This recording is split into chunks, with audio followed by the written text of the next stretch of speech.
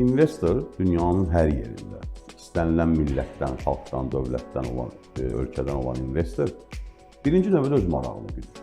Bu normaldır.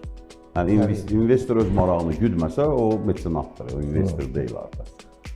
Və investoru maraqlandıran 2-3 ciddi sual olur ki, onlara cavab axtarmağa çalışır ki, yaranmış problemləri necə həll eləyəcəyik yerlərdə.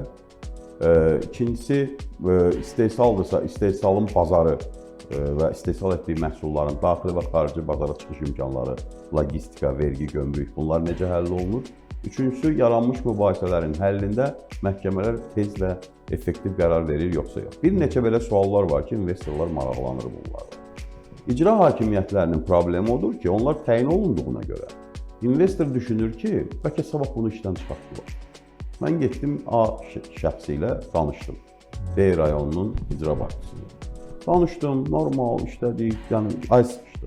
Sabah bunu işdən çıxartdılar. Sabah bura başqası gəldi. Mən gedib təzədən onu ilə başqa cürə mi danışım? Yenidən mi anlaşım? Amma seçilmişlərin üstünlüyü odur ki, o adam ölkəcəmizdə 5 il burada. 5 il falan rayonunun bələdiyyə sədri filan kəsdir. O da gedir o 5 illik heç olmasa bir planını qurur, 5 illik investisiya layihəsini hazırlayır, gəlir o bələdiyyə ilə birgə işləyir. Yəni bu ilk baxışdan bəlkə də o qədər də vacib görünməsə də, amma sizi inandırım, investor nöqteyi nəzərindən çox vacib. Çünki bu danışıqların nəticəsini görmək istəyir də.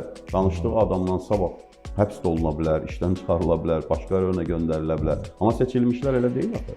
Seçilmişlərin 5 illik səlahiyyəti var.